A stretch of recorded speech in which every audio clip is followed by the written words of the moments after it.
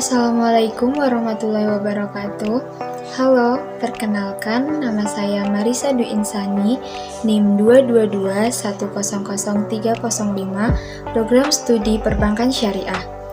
Pada minggu kemarin, saya mendapatkan tugas untuk menjelaskan tentang akad wakalah, kafalah atau jual beli kredit. Namun, pada pembahasan materi yang saya pilih, saya akan membahas tentang akad kafalah.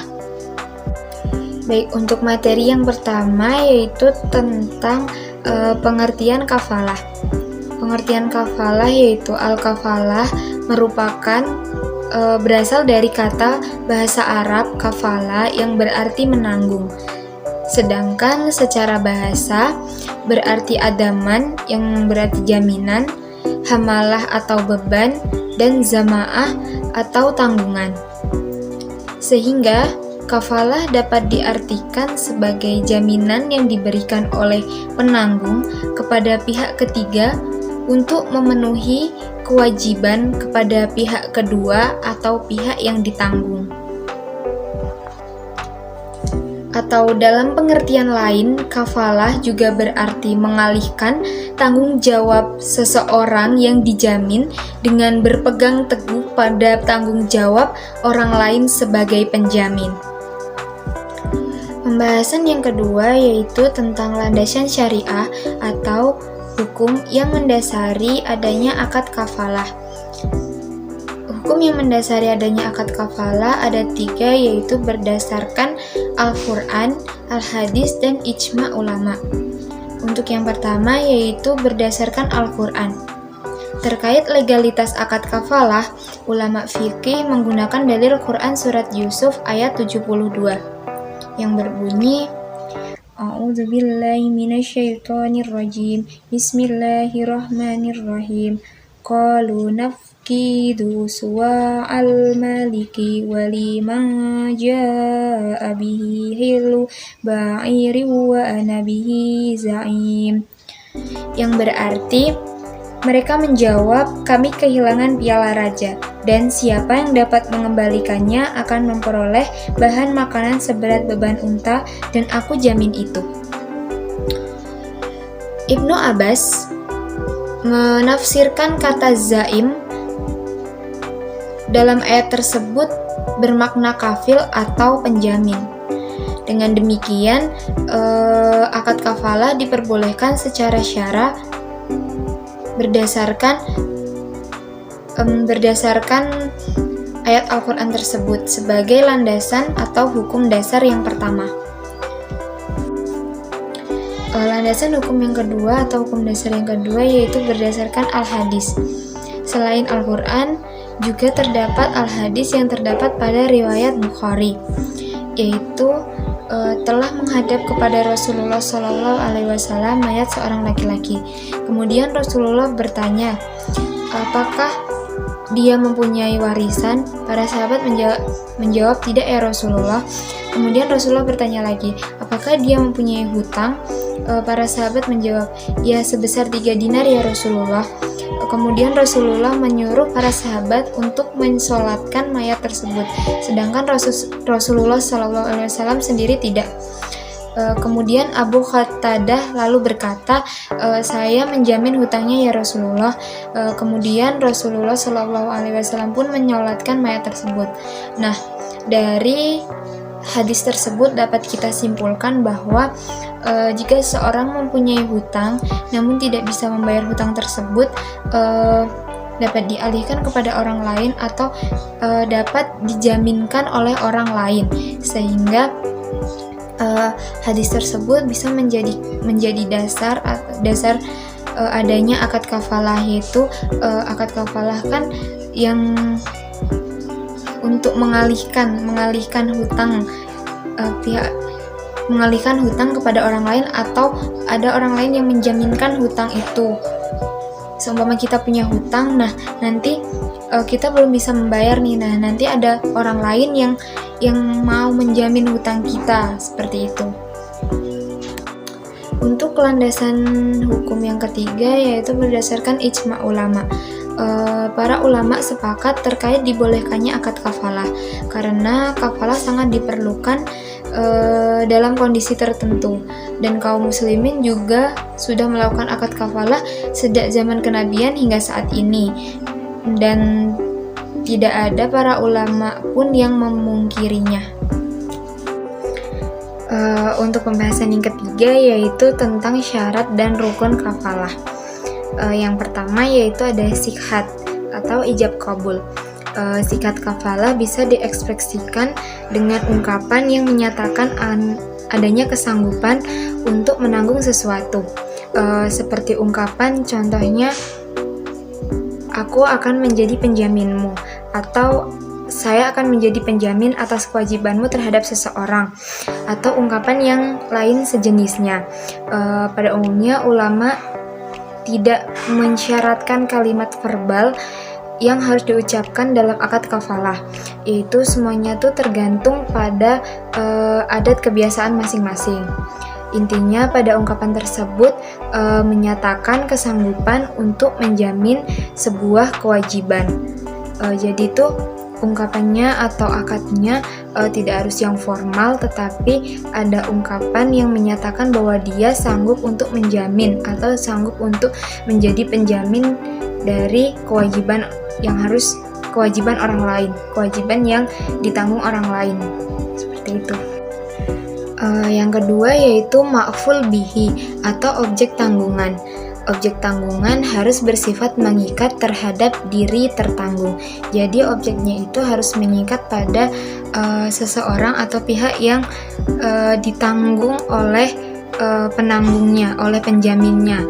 Dan objeknya itu harus jelas, tidak boleh menanggung sesuatu yang tidak jelas atau majhul. Jadi objeknya selain mengikat pada pihak yang tertanggung, juga objeknya itu harus jelas. Yang ketiga yaitu kafil. Kafil adalah orang yang menanggung, yaitu pihak atau seseorang yang siap menjadi penanggung atau penjamin dari pihak yang tertanggung. Ulama fikih mensyaratkan seorang kafil haruslah orang yang berjiwa filantropi atau orang-orang yang terbiasa berbuat baik untuk kemaslahatan orang lain, untuk kebaikan orang lain. Selain itu, syarat dari kafil yaitu orang yang balik dan berakal. Tidak boleh dalam akad kafalah itu pihak kafilnya itu seorang anak kecil atau orang-orang yang safih ataupun orang yang terhalang untuk melakukan transaksi atau mahjur alaih.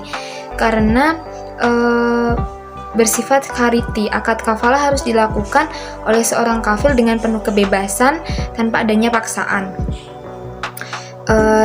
Seorang kafil juga mempunyai kebebasan penuh guna menjalankan pertanggungan, karena dalam akad ini kafil tidak memiliki hak untuk merujuk pertanggungan yang telah ditetapkan.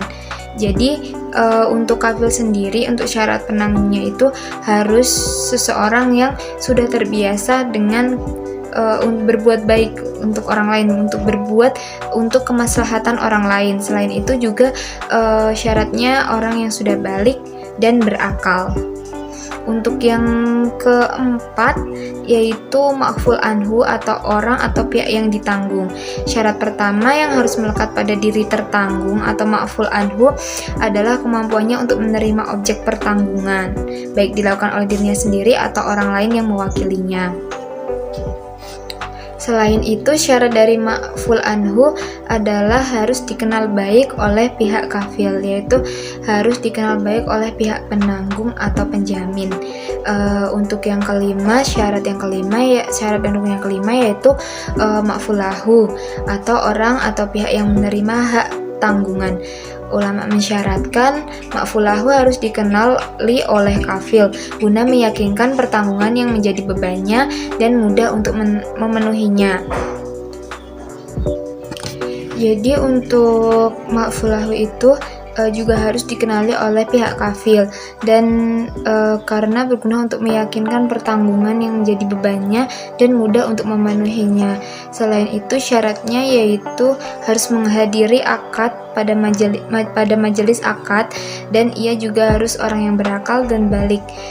Tidak boleh orang gila ataupun anak kecil yang belum berakal. Baik, untuk pembahasan yang keempat yaitu tentang macam-macam kafalah. Yang pertama yaitu kafalah bin nafs, merupakan akad yang memberikan jaminan atas diri.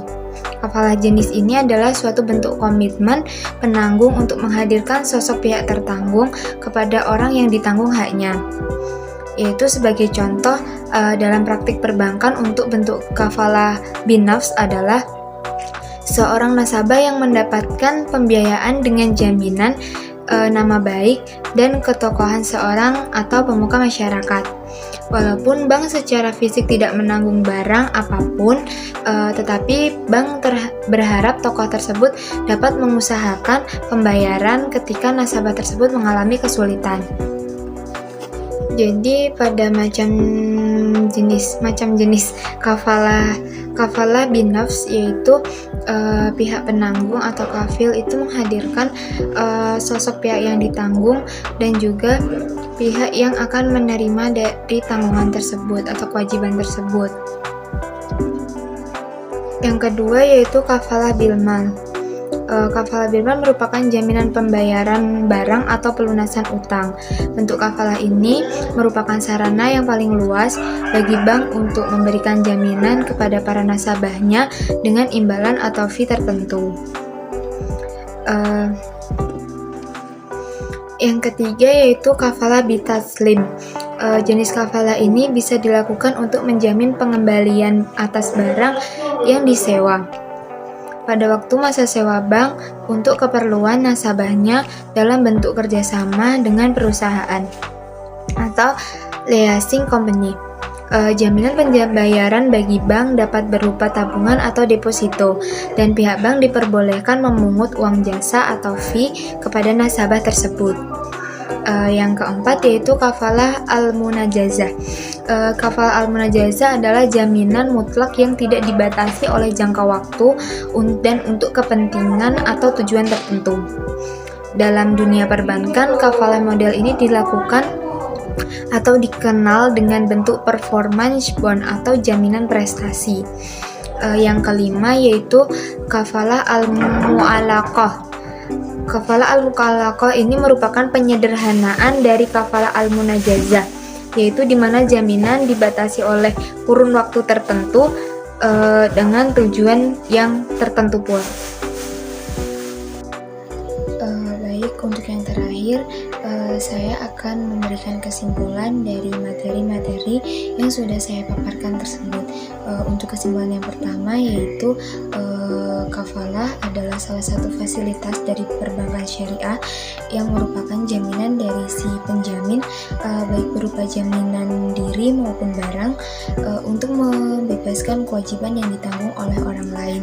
Yang kedua yaitu kebolehan kafalah sebagai salah satu produk perbankan syariah didasarkan pada nas Al-Quran, hadis-hadis Rasulullah SAW, dan pendapat para jumhur ulama.